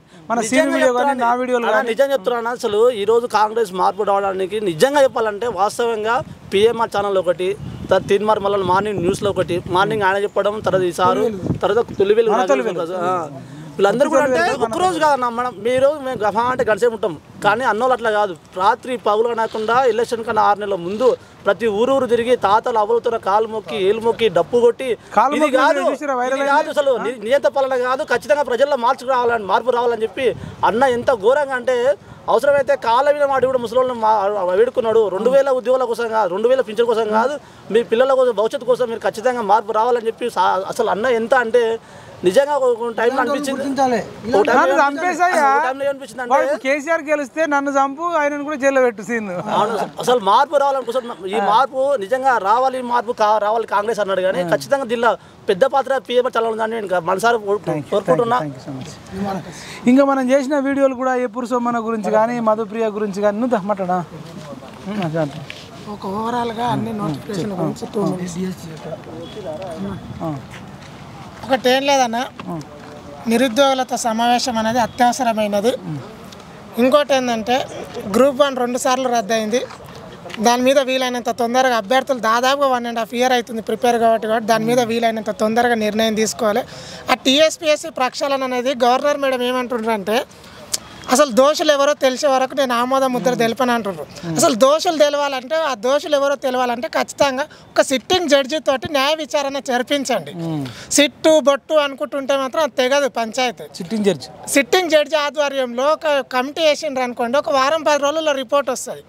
కాబట్టి ఆ విధంగా చేస్తానంటే టీఎస్పీఎస్సీ ప్రక్షాళన అవుతుంది. అసలు దొంగలు ఎవరు బీఆర్ఎస్ వాళ్ళ జనార్దన్ రెడ్డి అక్కడున్న కమిషన్ సభ్యుల రేణుకన ప్రవీణ అందరు బయటకు వస్తారు. తర్వాత గ్రూప్ 2 కూడా వాయిదాల మీద వాయిదాలు పడుతుంది కాబట్టి ఆ అభ్యర్థులు కూడా నిరాశలు ఉన్నారు అది పెట్టాలి. గ్రూప్ 3 తర్వాత హాస్టల్ వెల్ఫేర్ ఆఫీసరు ఇవి కూడా ఇంతవరకు ఎగ్జామ్ నిర్వహించలేదు. నోటిఫికేషన్ ఇచ్చిండ్రు అప్లికేషన్ అయిపోయినాయి సంవత్సరం అయిపోతుంది. ఆ అభ్యర్థులకు కూడా ఎగ్జామ్ పెట్టండి. తర్వాత గురుకులాలు డిఎస్సి విషయంలో వర్టికల్ అండ్ హారిజెంటల్ అనే రిజర్వేషన్లు తీసుకొచ్చి చాలా పురుష అభ్యర్థులకు అన్యాయం జరుగుతుంది. ఖచ్చితంగా కోర్టు ఇంతకుముందే మధ్యంతర ఉత్తర్వులు ఇచ్చింది తెలంగాణ రాష్ట్ర హైకోర్టు. హారిజెంటల్ విధానాన్ని పాటిస్తూ ప్రతి నోటిఫికేషన్ ఇవ్వండి. ఇద్దరికి పురుష మరియు మహిళా అభ్యర్థులకు సమన్వయం జరిగేది హారిజెంటల్ ద్వారానే. ఆ వర్టికల్ విధానం అనేది పూర్తిగా తొలగించాలని చెప్పి మేము డిమాండ్ చేస్తున్నాం. అలాగే ఇంతకుముందు జరిగిన ఏవైతే పరీక్షలు ఉన్నాయో వాటిని తర్వాత గ్రూప్ 4 మీద కూడా చాలామంది అభ్యర్థులు నిరాశ నిస్పృహలు ఉన్నారు. ఎందుకంటే చాలామందికి 170-180 మార్కులు వచ్చిన వాళ్ళు కూడా ఈరోజు జాబ్ల కోసం వస్తుందా పోతుంది. ఎందుకంటే ఈ గ్రూప్ 1 ప్రిలిమ్స్ రద్దు విషయంలో హైకోర్టు దగ్గర ఒక లాయర్ ఏమన్నాడంటే 1600 OMR షీట్లు ఎక్కువ వచ్చినాయంట. మరి దాని మీద వీలైనంత తొందరగా ఒక విచారణ జరిపించి వాస్తవాలు ఏందో అభ్యర్థులకు తెలియజేసి బయటికి రిజల్ట్ భరోసా నింపాలి వాళ్ళకి ఆత్మవిశ్వాసం నింపాలి. నాకు నిర్మల్ నుంచి కానీ మిగతా జిల్లాల నుంచి ఫోన్ చేసి అన్న ఉద్యోగం వస్తే నేను పెళ్లి చేసుకుంటామన్నా అని అమ్మాయిలు చెప్తారు. అంటే ఇప్పుడు ఏదో ఒకటి తేలవాలి కదా. కాబట్టి ఆ గ్రూప్ 4 మీద కూడా వీలైనంత తొందరగా ప్రభుత్వం స్పష్టమైన హామీని ఇవ్వాలి. ఈ జీవో నెంబర్ 46 ఎట్లుందని అంటే జాబ్ వచ్చిన వాళ్ళు వస్తుందా నేనేం చేసుకోవాలి అర్థం కాని పరిస్థితుల్లో వీళ్ళు ఈ జీవో నెంబర్ 46 ద్వారా అసలు జాబ్లో సెలెక్ట్ కానో లేదంటే ఆ జీవో రద్దు అయితే మాకు జాబ్లు వస్తాయని కొందరు అంటే ఇద్దరు అడగడంలో న్యాయమైన డిమాండ్ ఇద్దరిది న్యాయమైన డిమాండ్. ఎందుకంటే వాడు కష్టపడ్డాడు స్కోరింగ్ వచ్చి నా జాబ్ నాకు ఎక్కడ పోతుందని వాని భయం. ఈ జీవోని తీసేస్తానంటే నాకు జాబ్ వస్తుంది అని చెప్పి వీని ఆశ. కాబట్టి వీళ్ళిద్దరి యొక్క అంటే డౌట్లను కానీ వీళ్ళిద్దరికి ఉన్న ఆందోళనను విరమింపజేయాలంటే ఖచ్చితంగా గవర్నమెంట్ న్యాయ నిపుణులతోటి ఒక కమిటీని ఏర్పాటు చేసి అభ్యర్థులకు ఆమోదయోగ్యమైన నిర్ణయాలను తీసుకొని దాని మీద ముందుకు వెళ్తానంటే ఈ జీవో నెంబర్ 46 అభ్యర్థులకు కూడా న్యాయం చేసినట్టు ప్రాబ్లం రాకుండా కూడా చేయాలి. కాబట్టి ఇన్ని విధాలుగా ఏ నోటిఫికేషన్ కచరా ఆయన్ని పోయి బతిలాడి మళ్ళా పరామర్శించి వచ్చిన ఏం చేస్తాడో ఏమో మరి మొత్తం పెంట చేసి చెప్పిండగా. కాబట్టి డిఎస్సి నోటిఫికేషన్ కూడా అన్ని నోటిఫికేషన్లు ఇచ్చిండ్రు. మాది దౌర్భాగ్యమైన నోటిఫికేషన్ అది. ఎందుకంటే ప్రకటించిన పోస్టులు ఒకటి భూమికి భూలోకానికి ఉన్నంత తేడా ఉంది అది. కాబట్టి ఖచ్చితంగా ఈ పార్లమెంట్ ఎన్నికల నోటిఫికేషన్ రాకముందే నోటిఫికేషన్ ఇచ్చి ఎందుకంటే వాళ్ళు అన్నారు ఇంకో విషయం గుర్తు చేస్తున్న మీడియా సాక్షిగా ఇప్పుడు గెలిచిన మన కోమటిరెడ్డి వెంకటరెడ్డి గారు మేము ఇంటికి వెళ్ళినప్పుడు జూబ్లీహిల్స్లో ప్రభుత్వం ఏర్పడితే నేను ఏ పదవిలో ఉన్నా నాకు ఏ పదవి లేకపోయినా ఫస్ట్ క్యాబినెట్ అంటే మొదటి 2 నెలల లోపలనే నేను మెగా డిఎస్సి నోటిఫికేషన్ ఇప్పిస్తా అని చెప్పి మాకు హామీ ఇచ్చారు. ఇయ్యని పక్షంలో నేను రాజీనామా చేస్తా అని చెప్పిండు. ఆ వీడియోలు కూడా మా దగ్గర ఉన్నాయి సార్. మీరు కూడా సీఎం గారిని సంప్రదించండి. అలాగే దుద్దిల శ్రీధర్ బాబు సార్ కూడా మేనిఫెస్టో కమిటీ చైర్మన్ ఉన్నప్పుడు కూడా మాకు హామీ ఇవ్వడం జరిగింది. గాంధీ భవన్ సాక్షిగా మీరు మీ మీటింగ్లు ఇచ్చిండ్రు. 20,000 పోస్టులతో మెగా డిఎస్ వస్తుందని చెప్పి. కాబట్టి ఇవన్నీ దృష్టిలో పెట్టుకోండి. కావాలంటే మీకు పోస్టులు తక్కువ ఉన్నాయంటే ఆ ప్రమోషన్లు ట్రాన్స్ఫర్ మీరు చేయడానికి చిత్తశుద్ధి ఉంది కాబట్టి ఆ పోస్టులు కూడా ముందే కలపండి. మాకు కలిపి మా నోటిఫికేషన్ ఇవ్వాలని చెప్పి మేము కోరుకుంటున్నాం. నన్ను మాట్లాడతాను. ఎట్లా అనిపిస్తుంది కేసీఆర్ ఓడిపోయినందుకు? గతంలో మీరు అంతా వాయిస్ ఇచ్చిన వాళ్ళు, వీళ్ళంతా నీ అంతా ఓడించాలి, మాకు అన్యాయం చేసిండని, ఇప్పుడు ఏం చెప్తావు? నువ్వు పరిచయం చేసుకొని ఎట్లా ఉంది కేసీఆర్ ఓడిపోయినందుకు? ఫస్ట్ చాలా సంతోషంగా ఉంది. అది చెప్పండి. నా పేరు పరంధాములు, మాది కామారెడ్డి డిస్టిక్. అయితే ముఖ్యంగా ఎలక్షన్ సమయంలో మీరు ఎట్లా కష్టపడ్డారు? నిరుద్యోగుల పక్షాన కాంగ్రెస్ పార్టీ బాసటగా నిలిచింది. నిరుద్యోగులు కాంగ్రెస్ పార్టీని నమ్మారు. అదేవిధంగా అదే సమయంలో బీజేపీ టీఆర్ఎస్ పార్టీలు రెండు ఒకటే అనే ఒక ప్రాపగండ ప్రచారం కూడా జరిగింది. అంటే లిక్కర్ స్కామ్లో కవితను అరెస్ట్ చేయకపోవడం, ఇది జాతీయ స్థాయిలో ఉన్నటువంటి ఒక కేసు. జాతీయ స్థాయిలో దీంట్లో వివిధ రకాల అంటే రాష్ట్రాలకు సంబంధించిన ముఖ్యమంత్రులు కావచ్చు, మంత్రులు కూడా ఉన్నారు. అక్కడ వాళ్ళను అరెస్ట్ చేయలేదు. అదేవిధంగా రాష్ట్రంలో ఉన్న కవితను కూడా అరెస్ట్ చేయలేరు. ఇది జాతీయ స్థాయిలో అంటే మనం ఇది జాతీయ స్థాయిలో ఆలోచించాల్సిన విషయం. కానీ ఈ ప్రాపగండలో బీజేపీని నమ్మకుండా ప్రజలందరూ కాంగ్రెస్ పార్టీకి మద్దతుగా నిలిచి, ముఖ్యంగా నిరుద్యోగులు వాళ్ళ తల్లిదండ్రులను అవగాహన కల్పించి కాంగ్రెస్ పార్టీకి ఓటేసి కాంగ్రెస్ పార్టీని గద్దెనెక్కిచ్చారు. అయితే ఈ ఓట్లు పోలరైజ్ చేయడంలో కాంగ్రెస్ పార్టీ మంచి విజయం సాధించింది. నిరుద్యోగులకు పక్షాన బాసటగా నిలిచి నిరుద్యోగులకు ఉద్యోగావకాశాలను కల్పిస్తానని ముందుకొచ్చింది. ఆ మాటను తూచా తప్పకుండా మీరు ఇంప్లిమెంట్ చేయాల్సిందిగా సీఎం రేవంత్ రెడ్డి గారిని కోరడం జరుగుతుంది. అదేవిధంగా ముఖ్యంగా డిఎస్సి తెలంగాణ రాష్ట్రంలో డిఎస్సి అభ్యర్థులు అంటే అన్ని రకాల నోటిఫికేషన్లు వచ్చినాయి. ఇంతకుముందు ఉన్న టీఆర్ఎస్ ప్రభుత్వంలో నోటిఫికేషన్లు వచ్చినాయి. ఏదో మొక్కుబడి నోటిఫికేషన్లు అన్నీ అంటే పేపర్ లీకేజీలు జరిగినాయి. అట్లాంటి కార్యక్రమాలు జరగడం వల్ల టీఆర్ఎస్ ప్రభుత్వాన్ని ఎవరు నమ్మలేదు. ఆ గద్దముక్కు కేసీఆర్ని ఎవరు నమ్మలేకపోవడం వల్ల అందరూ టీఆర్ఎస్ పార్టీని బొందబెట్టి కాంగ్రెస్ పార్టీని లేపారు. ఎందుకంటే ఒకనొక స్థాయిలో కాంగ్రెస్ పార్టీ భూస్థాయిలో ఉంది, ఒక రకంగా బీజేపీ ఎదిగే సిచ్యువేషన్లో ఉంది. అటువంటి భూస్థాయిలో ఉన్నటువంటి కాంగ్రెస్ పార్టీని నిరుద్యోగ విద్యార్థులు భుజాన ఎత్తుకొని అందలం ఎక్కిచ్చిరు. అది మీరు ఖచ్చితంగా గుర్తుంచుకోవాలి. మీరు నిరుద్యోగుల పక్షాన బాసటగా నిలిచి అందరికీ అంటే మీరు ఉద్యోగ అవకాశాలు కల్పించాలి. ముఖ్యంగా డిఎస్సి అభ్యర్థులకు న్యాయం చేయాల్సిందిగా మేము కోరుతున్నాం. ముఖ్యంగా ఇప్పుడు అంటే ఇంతకుముందు ఉన్నటువంటి ఈ నిరంకుశ రాజు కేసీఆర్ను భూస్థాపితం చేయడంలో ముఖ్యంగా మన పిఎంఆర్ ఛానల్ మహిపాల్ యాదవ్ అన్న కీలక పాత్ర వ్యవహరించడం జరిగింది. అదేవిధంగా తీన్మార్ మల్లన్న కూడా ఈ కార్యక్రమంలో అంటే మంచి ప్రచారం చేయడం జరిగింది. కానీ ఇప్పుడు ఏదైతే తీన్మార్ మల్లన్న ఇంతకుముందు బీజేపీలో ఉండే, బీజేపీ నుంచి కాంగ్రెస్లోకి వెళ్ళిండు, ఇప్పుడు ఆయన వ్యవహార శైలి మారిపోయింది. ఒక రకంగా చూస్తుంటే కేసీఆర్కు తీన్మార్ మల్లన్నకు పెద్దగా తేడా ఏమో లేనట్టుగా అనిపిస్తుంది. ఆల్రెడీ మారిపోయిండు. ఎందుకంటే లాస్ట్ టైంలో ఇప్పుడు లిక్కర్ విషయంలో ఉన్నట్టు ఇప్పుడు న్యూ ఇయర్ జరిగింది, అప్పుడు రాష్ట్రానికి ఎంత ఆదాయం వచ్చింది, మొత్తం తాగుబోతులను తయారు చేస్తుండని ఒక మాట అన్నాడు. మొన్ననేమో ఆహా మీరే ప్రభుత్వానికి ఆదాయం ఇస్తున్నాడు అన్నాడు. అంటే ఇంత తేడా ఉంది. అంటే ఒక వ్యక్తి ఒక జర్నలిస్టు రాజకీయ పార్టీతో పొత్తులు పెట్టుకోవడం కానీ రాజకీయ పార్టీతో సంబంధాలు పెట్టుకోవడం వల్ల ఆయన వ్యక్తి వ్యవహార శైలిలో ఎంత మార్పులు కనిపిస్తాయి అనేది తీన్మార్ మల్లన్న చూస్తే మనకు కనిపిస్తుంది. అటువంటి మార్పు మనకు ఇక్కడ అంటే మెయిన్గా నేను ఇప్పుడు తొలి వెలుగు కావచ్చు కానీ పిఎంఆర్ ఛానల్ మహిపాల్ యాదవ్ ఇట్లాంటి వాళ్ళలో వీళ్ళు న్యాయబద్ధంగా నిరుద్యోగుల పక్షాన తెలంగాణ ప్రజల నాడిని పట్టుకొని వాళ్ళు ముందుకు సాగుతున్నారు. ఇటువంటి గొప్ప వాళ్ళకు మనం అందరం బాసటగా నిలవాలి. అదేవిధంగా ఇటువంటి కార్యక్రమాలు చేసే వాళ్ళకు ఎంకరేజ్గా మనందరూ తెలంగాణ ప్రజలందరూ బాసటగా ఉండాలని, వాళ్ళకి ఏ సమస్యలు వచ్చినా మన అందరం ఆయనకు వెన్నుదన్నుగా ఉండాలని నేను కోరుకుంటున్నాను. Thank you so much. ఇంకా ఎవరన్నా మాట్లాడతావు? ఒక్క లైన్ ఏదో చెప్తాను, ఒక్క లైన్ తొందరగా చెప్పు. నువ్వు కూడా ఒక మాట్లాడు. ఈ 2021 డిసెంబర్ 19వ తారీఖు రోజుల స్పోర్ట్స్ కోటా కింద పంచాయత్ సెక్రటరీ 172 పోస్టులకు పరీక్ష నిర్వహించడం జరిగిందన్న. ఆ పరీక్షకు కీ కూడా వచ్చిందంట. కానీ ఇప్పటి వరకు కూడా ఆ పోస్టింగ్ భర్తీ అనేది ఇంతవరకు ఫైల్ కదులుతలేదంట. మరి ఇప్పుడు గౌరవ పంచాయతీరాజ్ శాఖ మంత్రి నన్ను మేడం అనొద్దని చెప్పి అక్క నానని చెప్పింది. అక్క మరి నీ తమ్ముళ్ళు ఇంత 172 మంది జాబ్ల కోసం ఎదురు చూస్తున్నారు. ఎవరు మంత్రి? సీతక్క. కాబట్టి మీ తమ్ముళ్ళు 172 మంది అంటే జాబ్లు వస్తాయి, మా ప్రభుత్వం వచ్చింది, నన్ను అక్క అని పిలవమంటుండ్రు, మా అక్క మాకు న్యాయం చేస్తుందని చెప్పి ఈ మీడియా వేదికగా కోరుకుంటున్నాను అక్క. మరి ఆది నుంచి ఈ రోజు వరకు అంటే మేము విజయాన్ని సాధించే వరకు ఎల్లప్పుడూ నిరుద్యోగుల పక్షమే, నేను నిరుద్యోగ పక్షపాతినే అంటూ మాకు వెన్నుదండుకుంటూ మాకు ఎల్లవేళలా సపోర్ట్ చేస్తున్న మైపాలన్నకు నిరుద్యోగ సమాజం తరపున ప్రత్యేక ధన్యవాదాలు అన్న. Thank you Srinivas. ఇదండి నిరుద్యోగుల మనోగతం, అంటే వాళ్ళ మనసులో ఉన్న మాటలు. ఎన్నికల ముందు ఎట్లా ఉండే, ఎన్నికల తర్వాత ఎట్లుందో ఒకసారి అడుగుదామని లైబ్రరీకి వచ్చినాం. మరి వాళ్ళైతే ఇమీడియట్గా వాళ్ళతో సమీక్షలు జరపాలంటున్నారు, వాళ్ళ సమావేశాలు జరపాలంటున్నారు. మరి చిత్తశుద్ధిగా ఉండాలంటారు, మాట తప్పొద్దు అంటున్నారు. మాట తప్పితే కూడా మేము కూడా తిరిగి ఆలోచించాల్సి వస్తుందని చెప్తున్నారు. కాబట్టి కాంగ్రెస్ పార్టీ వెంటనే టీచర్ అభ్యర్థులతో ఒకసారి, పోలీస్ అభ్యర్థులతో ఒకసారి, గ్రూప్స్ అభ్యర్థులతో ఒకసారి, ఇంకా మిగతా కాంపిటేటివ్ ఎగ్జామ్స్ ఉన్న వాళ్ళతో కూడా ఒకసారి మరి సమావేశాలు ఏర్పాటు చేసి వాళ్ళకు అనుగుణంగా నిర్ణయాలు తీసుకోవాలని.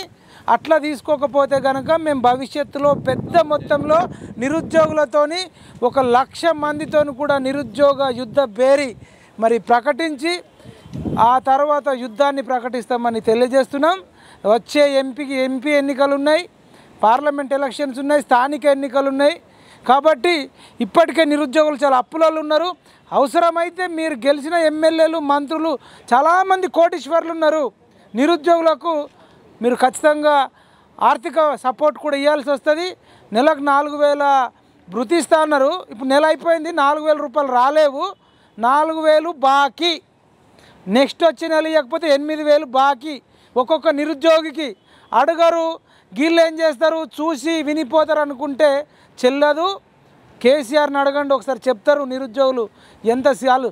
వన్స్ కమిటీ అయితే ఎవడి మాట వినరు. పండుగాడు ఎవడి మాట విననట్టు నిరుద్యోగులు కూడా ఎవడి మాట వినరు. ఎవరు కొడితే దిమ్మ తిరిగి మైండ్ బ్లాక్, రెడ్, వైట్ అవుతుందో వాళ్ళే నిరుద్యోగులు. అది కేసీఆర్ని అడగండి, ఆ మూలిగే నక్కని అడగండి అని చెప్తూ మేము ఉద్యమాన్ని ముందుకు తీసుకెళ్తామని తెలియజేస్తూ నిరుద్యోగులను రక్షించుకుంటాం, నిరుద్యోగులకు అండగా ఉంటాం. దయచేసి ఏ నిరుద్యోగి కూడా నిరాశ నిస్పృహలలో ఉండొద్దు. ప్లీజ్ దయచేసి కాన్ఫిడెంట్గా ఉండండి. యుద్ధం చేద్దాం, ఛత్రపతి శివాజీ, సుభాష్ చంద్రబోస్ లాగా యుద్ధం చేద్దాం. కానీ ఎవరు కూడా ఆత్మహత్యలు చేసుకోవద్దని విజ్ఞప్తి చేస్తూ జై తెలంగాణ, జై జవాన్, జై కిసాన్, జై హింద్.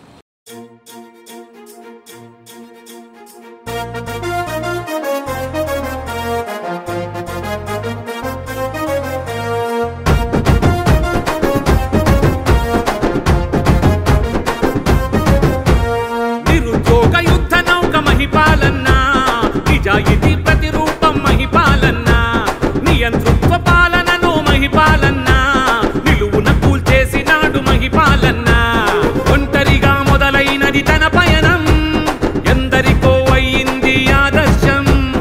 ఒంటరిగా మొదలైనది తన పయనం, ఎందరికో అయ్యింది ఆదర్శం. జై జై జై జై మహిపాలన్న, నీ వెంటే కదిలింది విద్యార్థుల సేన.